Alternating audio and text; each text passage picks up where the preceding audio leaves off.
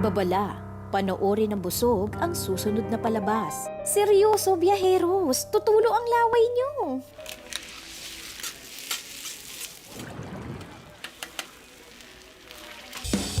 Cheers. Okay, cheers. Kampay. Kanpai.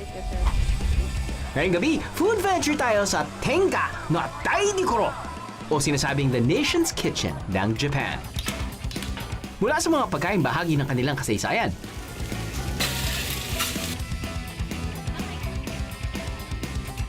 To street food.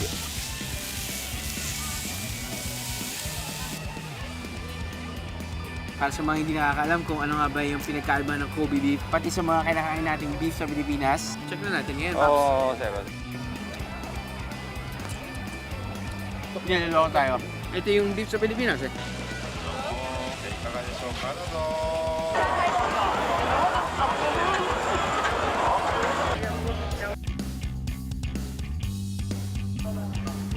Lahat yan, ipatitikim ko sa inyo mga biyero. This is a side dish. They're just really very nice. So, boom. Lagyan mo lang ng kanin, tapos na. Tapos na ang laban. Boom. It's tandoori. Habang nililibot natin ang Osaka. Sama kayo sa biyahe ko? Biyahe ni Drew would like to thank Pangalawa sa pinakamalaking metropolitan area ng Japan ang Osaka. Bukod sa Tokyo, isa rin ito sa dinadagsa ng mga turista. Kinikilala rin ang Osaka bilang Japan's Kitchen. Bakit? Noong 17th century, o mas kilala sa Japan bilang simula ng Edo period, nagsimula magtayuan ang mga kurayashiki o mga warehouse sa tabi ng Tosaborigawa River. Dito nilalagay ang bigas at iba pang produkto bago makarating sa merkado. Kalaunan, nagkaroon ng tatlong malalaking merkado ng mga produkto sa Osaka. Ang Dojima Rice Market, Tema para sa mga gulay, at Zakoba Market na para naman sa isda. Sa Osaka nagaganap ang pangongolekta at pamamahagi ng mga produktong ito, kaya tiniguran silang Nation's Kitchen ng Japan. So let us remember that during the early days of Japan, ang capital ng Japan was Kyoto. And then Kyoto is a very few minutes sa Osaka. Kaya tinatawag ang Osaka as Japan's Kitchen. So dito din kasi pumapasok lahat yung mga trade. So kaya karamihan ng mga serving for the royal family nandun sa Osaka area. Kaya eventually talagang sought after area yung Osaka dahil everybody's curious ano yung kinakain ng mga emperor, mga empress in Japan. So because of that, nag-flourish lalo. Fast forward to the present, talaga namang nag-evolve ang Osaka bilang isa sa mga food hubs sa Southeast Asia. Mapa-Japanese food man o international cuisine, meron lahat dito. Bukod sa food scene, hindi nagpahuli ang turismo ng Osaka at nakisabay rin sa pagunlad. Katulad na lang sa Dotonbori. From restaurants to shopping areas, name it, they have it.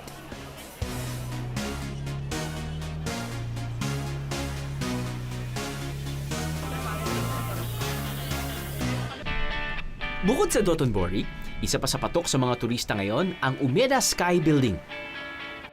15 minutes lang mula sa Dotonbori. Lakarin nyo man o sumakay man kayo ng tren, madali lang ito puntahan. Sa pinakatuktok daw nito makikita ang 360-degree view ng Osaka. Sa taas nito umaabot ng 170 meters.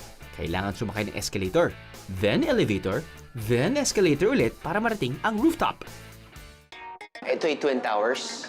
Dalawang higanting building net at may mga walkway para meron silang kaduktong. Anyway, panalo to. Panalo to sa mga gusto mag-picture-picture. It's a very modern structure, very awesome architecture. You just have to pay 800 yen, which is 400 pesos, to reach the floating garden.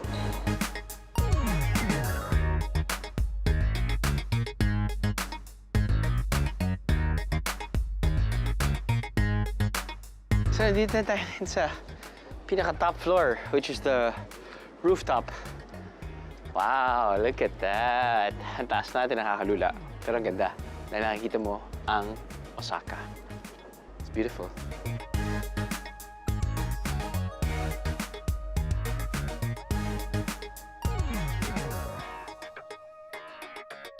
Akala namin ang pinakamataas na palapag lang ang maaring dayuhin sa Umeda Sky Building. Sa basement pala nito ay may kakaibang setup din. Para sa mga turistang gustong mag-wish, meron silang ganyan dito. Libre lang to guys, so wish all you want.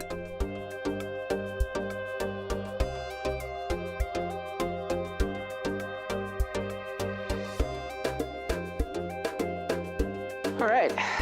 Feeling ko si Superman ako dahil galing ako sa phone booth. Pero hindi siya phone booth.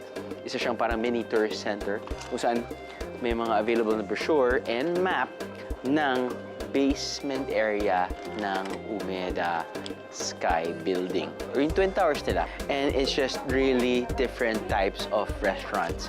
Merong old Osaka from 1930s to 1960s, that's the feel. But if you're not feeling Japanese cuisine, actually they also serve Indian, Nepalese, different types of nationalities. They also offer cheese and wine, so I'm guessing that's European-based. And of course, you have your traditional Japanese comfort food, curry. Yun natin kukunin ko. Bukod sa mga restaurant, may mga pwede rin kayong bilhing pasalubong. And the best part, may free taste.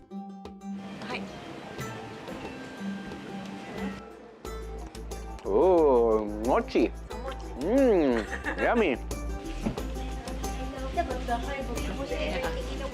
Kung mas gugustuhin meriendahin to sa biyahe, pwede namang hiwain na ito agad para mas madaling kainin.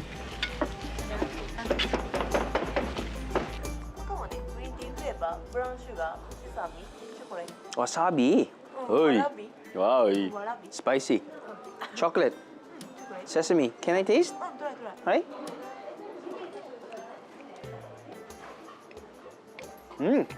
Very good. Oishi. All right. Very good.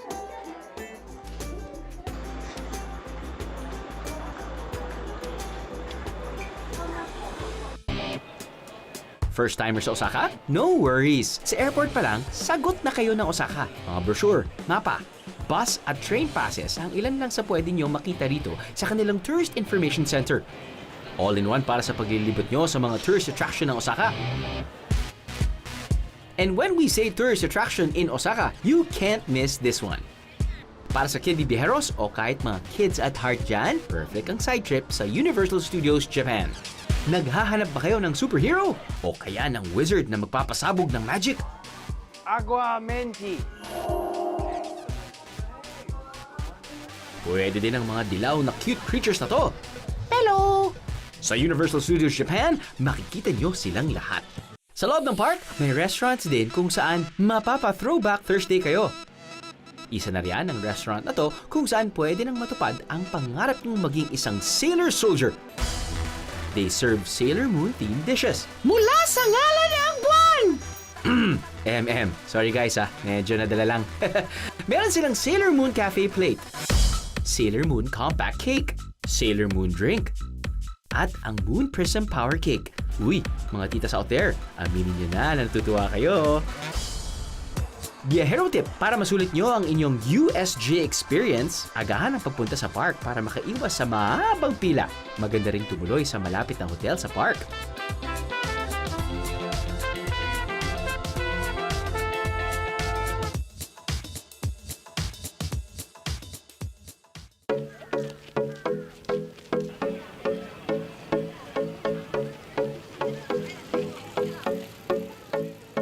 Isa pa sa mga tourist attraction na hindi nyo maaring kaligtaan, ang Osaka Castle.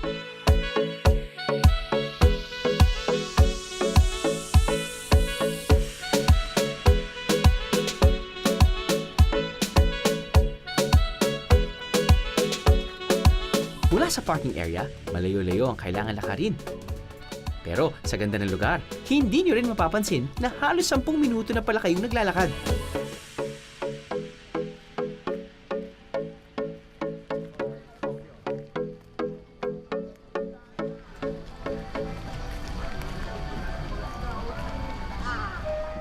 Simula nung itinayo ang unang kastilyo noong 1583, dumaan ito sa ilalim ng iba't ibang pamumuno na pinangungunahan ni Toyotomi Hideyoshi.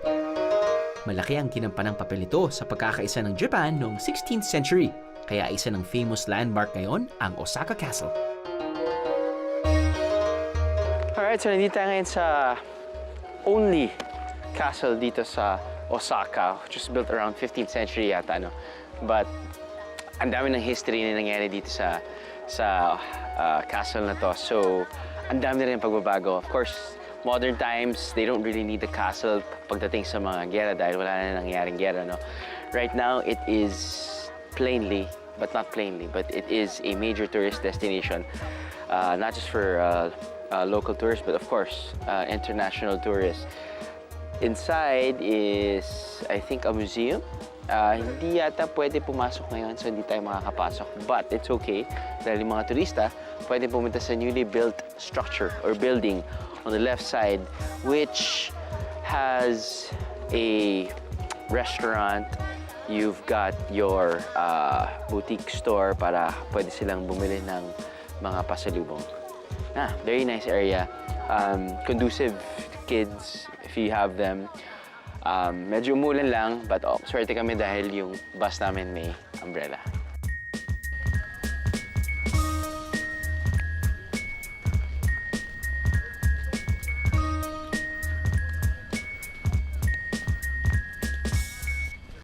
Kahit sa modernong panahon, napananatili pa rin ng mga Hapon hindi lang ang mga makasaysayang lugar sa kanilang bansa, kundi pati na rin ang nakasanayan nilang kainin. Ano nga ba ang bumubuo sa Japanese cuisine? So basically, Japanese cuisine is very, very rich. Kung merong French cuisine, ang masasabi nating counterpart niyan sa Asia is the Japanese cuisine. Dumayo na rin kami sa Kyoto Prefecture na malapit lang din sa Osaka. Kapag sinabing Kyoto, ang Fushimi Inari Shrine ang kilalang dinarayo ng mga turista.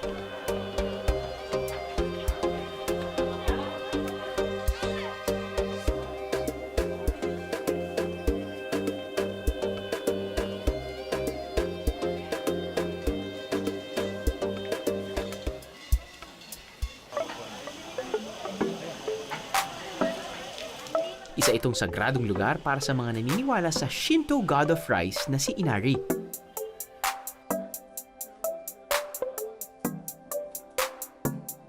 Dito matatagpuan ang kilalang Torii Gates na inyong madadaanan paakyat ng Mount Inari.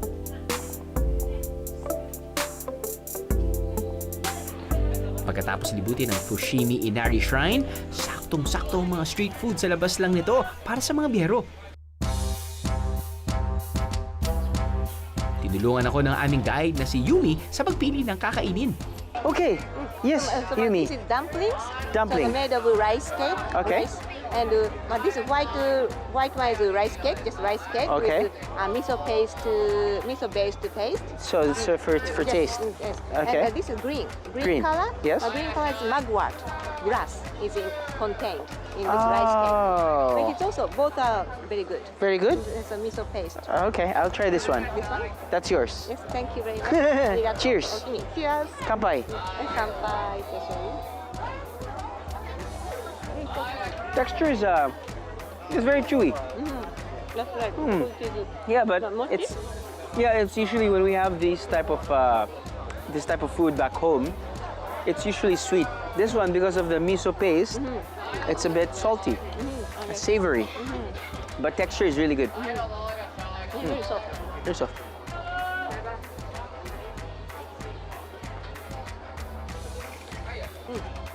Oishi. Oishi! Next, akalain yung may sariling version sila ng empanada rito. Now I have sushi called Inari Zushi. Inari sushi. Okay. And Inari is this shrine name, Fushimi Inari Yes, Shrine. yes. This is deep fried tofu. Deep fried tofu wrapped. It's wrapping the vinegar rice with some sesame and burdock, a kind of root vegetable. Oh. Very good. A little sweet. Yes, a bit sweet. So because this deep fried tofu is cooked with some Japanese soup stock and sugar and sauce, soy sauce. It's good. Oh, Rishi. 美味しい。美味しい。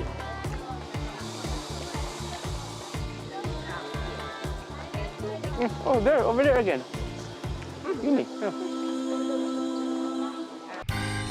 Hindi lang history ng Osaka o Japanese cuisine ang pwede niyong matutunan sa food venture na to, biyeros.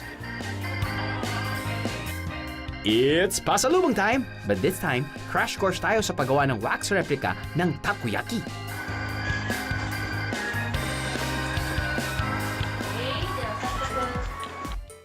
Ang mga sangkap, kakailanganin sa paggawa ng takoyaki replica, 2 takoyaki molds, 1 kalahating takoyaki at 1 buong takoyaki. Siyempre, may wax mixture para sa base. Habang mainit-init pa ang wax mixture, ilalagay ito sa mga molde. Pagkatapos ay papaypayan para mabilis na matuyo.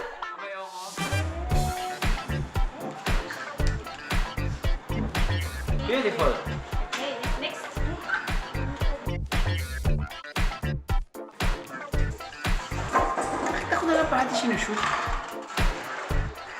Pagkatapos ng ilang minuto, kailangan tanggalin ang soft mixture mula sa loob ng molde.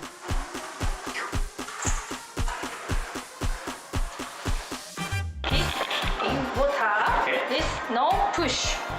No push. No push. Lalagay in water. Okay. Okay. Push. Yes. No push. No push. Yes. Okay. Ilang segundo lang, abay okay na. 3, 4, 5. Okay. This take out. This thing. Take out. Yes. Yes. Yes. Okay. Tot.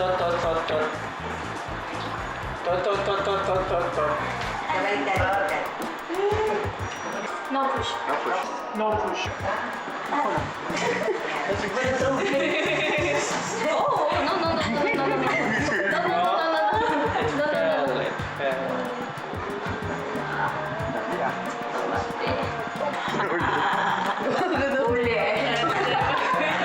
Classmate. Sorry teacher, I didn't mean to. Wait lang guys ha, hahabol ako. From the top!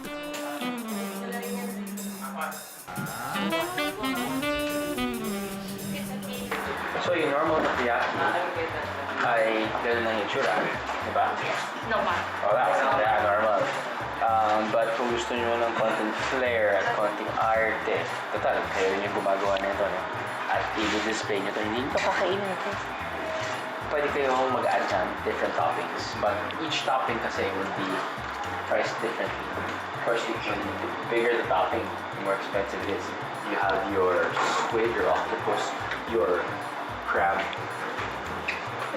crab claw, or your cani, which would be priced around 2,000 yen, which is around 1,000 pesos. Topics na tayo! Tingin?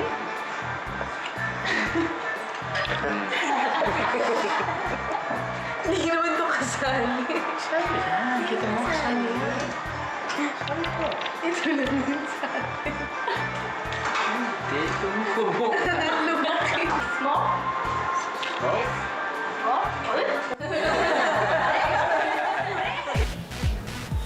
Finishing touches na mga bihero. Konting color. Tapos mixture na takoyaki sauce.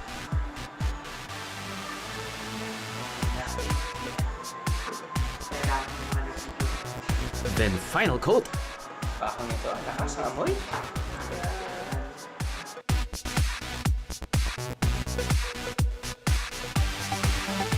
Parang totoong takoyaki talaga. Thank you so much.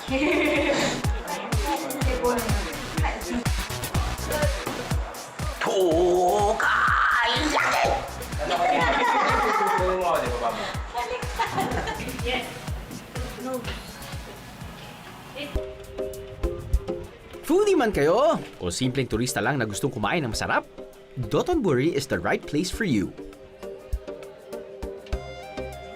Sabi nga sa Japanese, kuidore or eat till you drop. At gano'n na nga ang pwede niyong gawin sa Dotonbori. Dahil kilala ang Dotonbori sa napakaraming pwedeng kainan, bakit pa kayo lalayo kung matitikman nyo na halos lahat dito?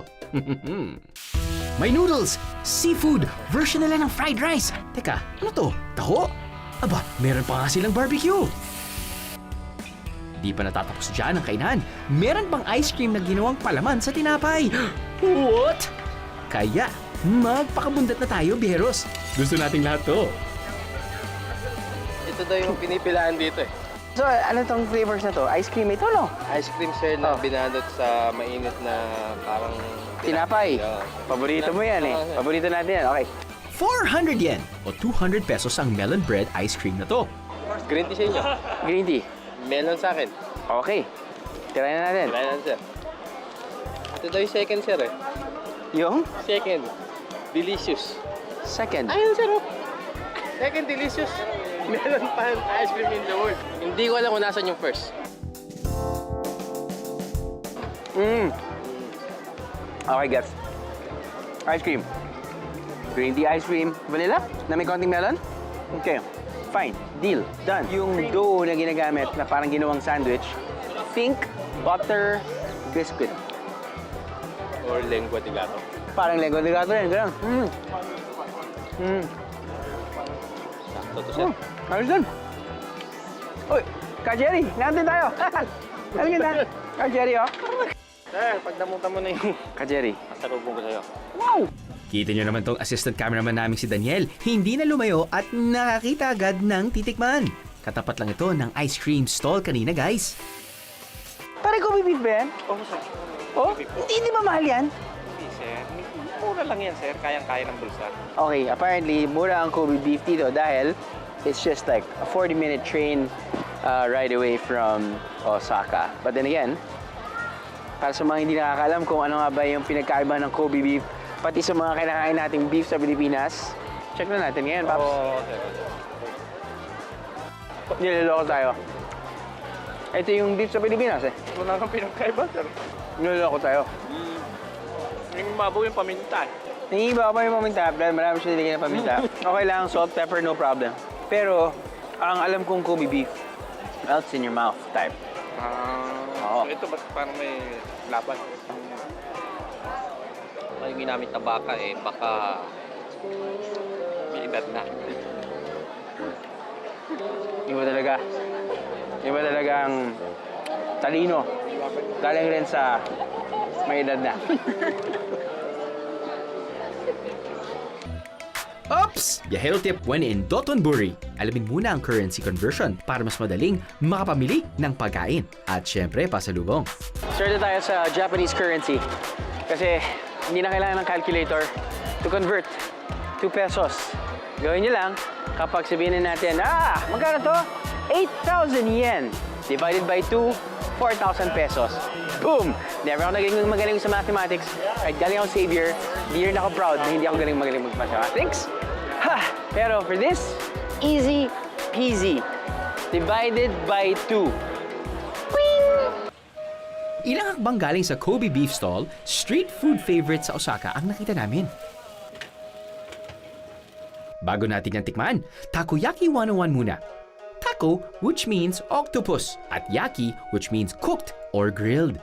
Sinasabing nagmula ang takoyaki sa probinsya ng Osaka at naimbentong gawin ng isang street vendor na si Tomikichi Endo noong 1935. Hango raw ang takoyaki sa mga katulad na pagkain sa ibang lugar sa rehiyong Kansai na ang pangunahing sangkap ay harina para sa paggawa ng batter. At dahil daw sagana sa seafood ang Osaka, naisipan ni Tomikichi na octopus ang ilagay sa loob nito. Kaya naging takoyaki. Tikman na yan! Tara. Ito din, Okay. try nyo po. Ano naman yan? Takoyaki. Bakit parang ang mabait sa akin yan? Parang kayo yung kumukuha ng pagkain. Usually ako yung kumukuha ng pagkain, tapos kinakain nyo muna, tapos i-foods. Bakit? Sir, ganun talaga. Grabe. Try nyo na. Ano ba nasa loob ng takoyaki? Isa ang takoyaki sa mga comfort food para sa mga taga-Osaka. Bukod kasi sa madali lang hanapin ang ingredients ito, swak din sa budget na 300 yen or 150 pesos para sa 6 na piraso. Bukod sa makakakain ka na ng authentic takoyaki, para ka na rin nanood ng cooking show. Sorry. Excuse me. Teamwork. Sama namin yun. Pero nag-shoot siya doon. 15 years in the business. Ano, mainit? Bakit mo sinubulat? Ana, ikaw talaga. Takaw ka. Takoyaki. Kung masyadong maraming tao sa Dotonbori at wala kayong matambayan or a place to just rest, just look for this cafe. Dito, pwede kayong maupo at magpahinga ng saglit galing sa kalalakad sa Dotonbori. Plus, pwede nyo rin kainin dito ang mga binili nyong street food. At bilang cafe sila, dito ka nalang bumili ng panulak. Di ba? Pwede! High five! Dotonbori must-eats. Melon bread ice cream. Check. Murang Kobe beef? Check na rin. Takoyaki. Malaki at nakapapasong check. Kung Osaka must-eats ang pag-uusapan, hindi pwedeng mawala ang okonomiyaki. Tulad ng takoyaki, isa rin ang okonomiyaki sa mga pagkain naging parte ng kasaysayan sa Japan.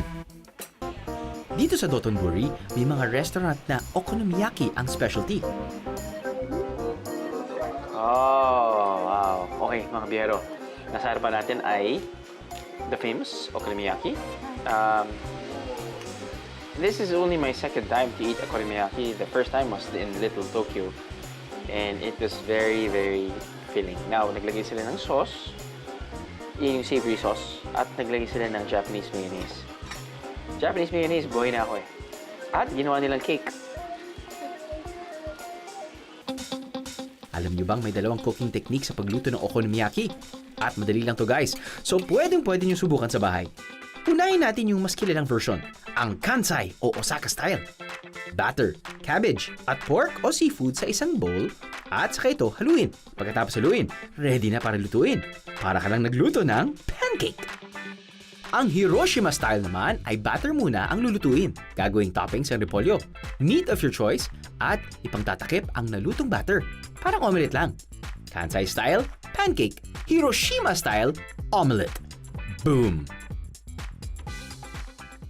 Sa restaurant na to, parehong Kansai at Hiroshima style ang inihain sa amin. Ay, ito yung tinatawag kong... Yeah, I think gusto ko kasi ito yung... This is onion, right? Is it onion? Fish flakes and Oh, katsuo is it is fish. fish flakes? Katsuo is fish. Fish flakes. Ito yung sumasayaw.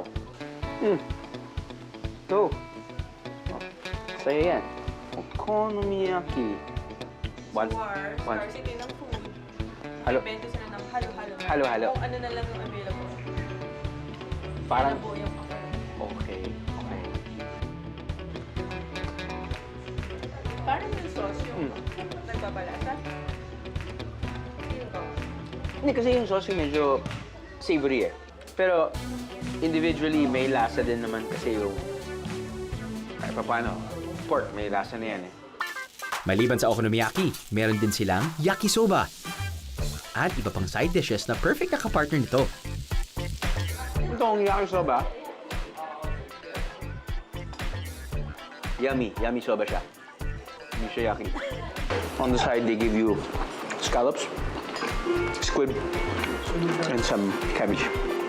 Sino makapagsasabing ganito pala kakulay ang kwento ng okonomiyaki? A simple example of Japan's food history.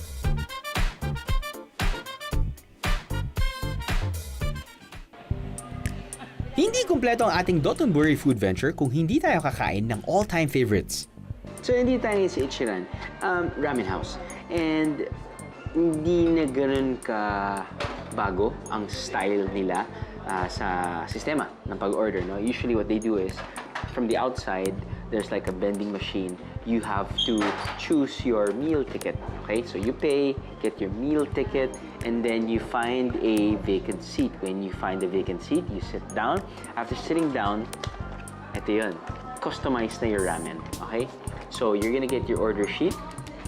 So when choosing your type of ramen, para lang kayong sumasagot na exam. Get your order sheet. So it's really up to you kung ano yung pipiliin mong stock. Apparently, yung sikat na stock dito ay pork broth or pork stock. They're very well known to have like medyo lighter stock. Light, medium, strong for your dashi or your seasoning stock. You want garlic flavor? Pwede rin. You want to put green onion? Sure. Chasu, sliced pork. Oh yeah. Depende kung gaano kadaming gusto mo. You also have the choice kung gusto mong maanghang, sakto lang, or walang anghang. Yung type of noodle, pwede mo rin yun. Gusto mo ba yung sobrang soft? Gusto mo ba yung medyo hard? Gusto mo ba yung makapal? It's really up to you. And of course, you put your name. You pass this, and then you wait for your ramen. And you eat your ramen like this. Kung gusto nyo ng mas personal na ramen experience dito sa Osaka, sa second floor ng restaurant na to ay may mga single booth.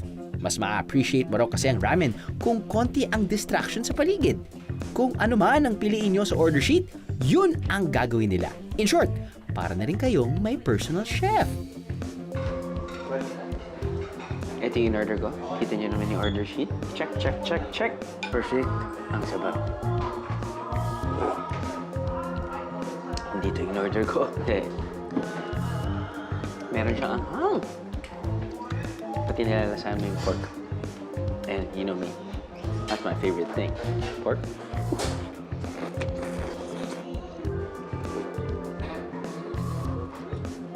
So yung pinili ko yung may anghang. Pinili ko yung medyo may body. At pinili ko 3 pieces of chasu.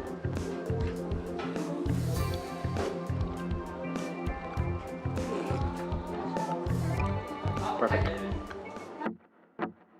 Hindi pa pala sila tapos mag-serve sa akin. Lagyan mo lang ng kanin, tapos na. Tapos na ang laban. Boom. Ito yung ordering niyo pagdating niyo dito. Separate order to guys ha. For 490 yen or around 245 pesos, matitikman nyo na itong smoke-flavored stewed pork. Pork loin cooked on low heat para sa smoky taste at nilagyan ng toyo na galing pa sa Fukuoka. It's so tasty. Ow. Done. It's tandoori.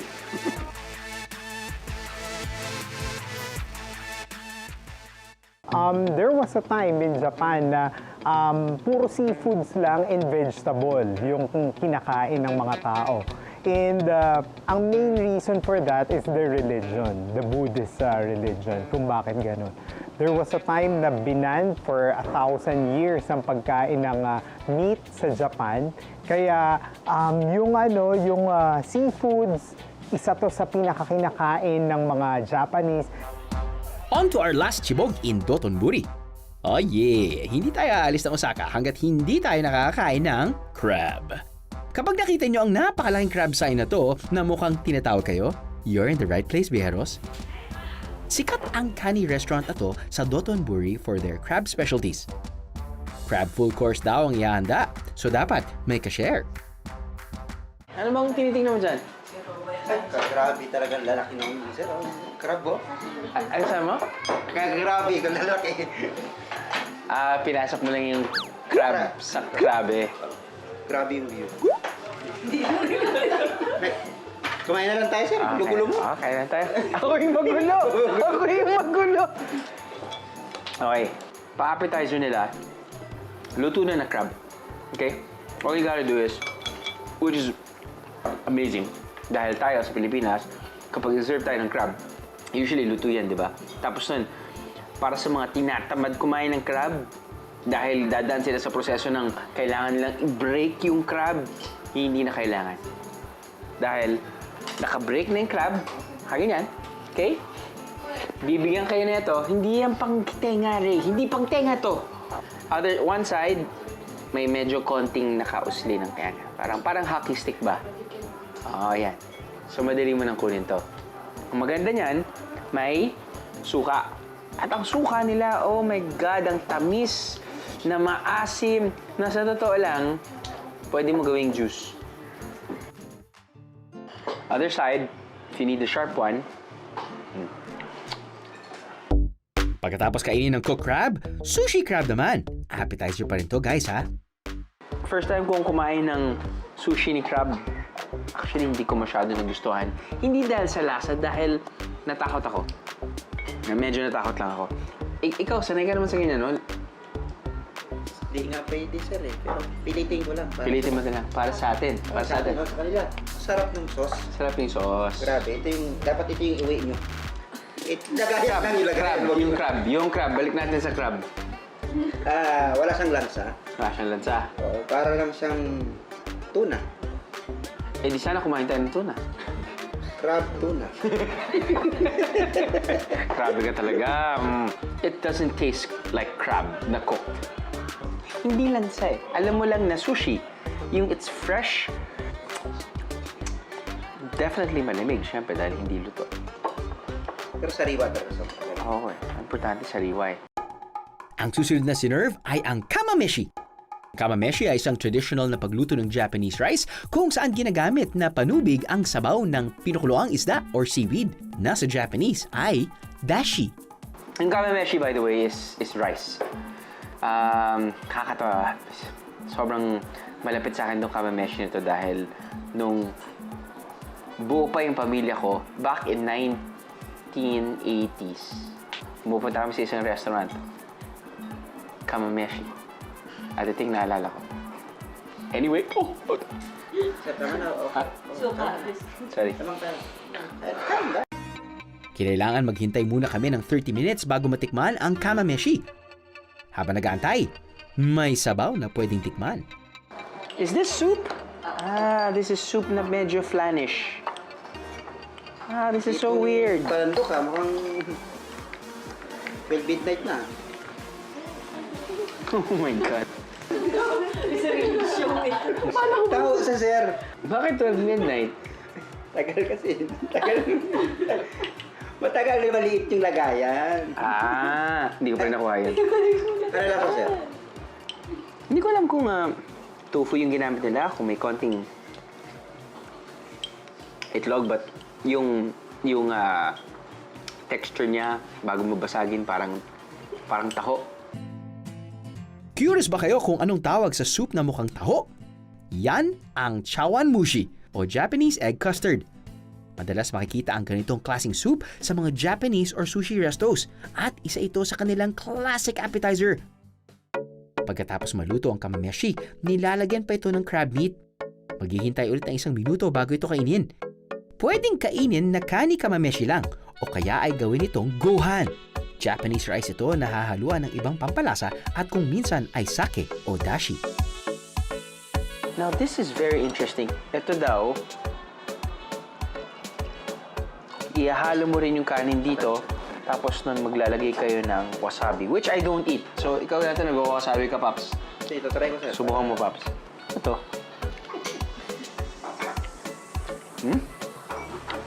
Lasang-lasa kayong wasabi. Wala talaga akong masabi.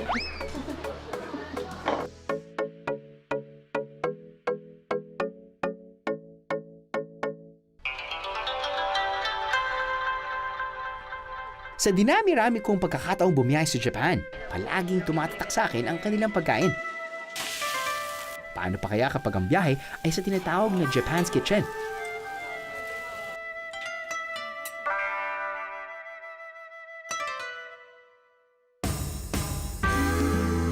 Osaka definitely did not disappoint. Cheers! Kapay! Nalasahan ko ang mga pagkain na simple lang ang pinagmulan, pero hanggang ngayon, dala-dala ang kasaysayan at kultura ng Japan.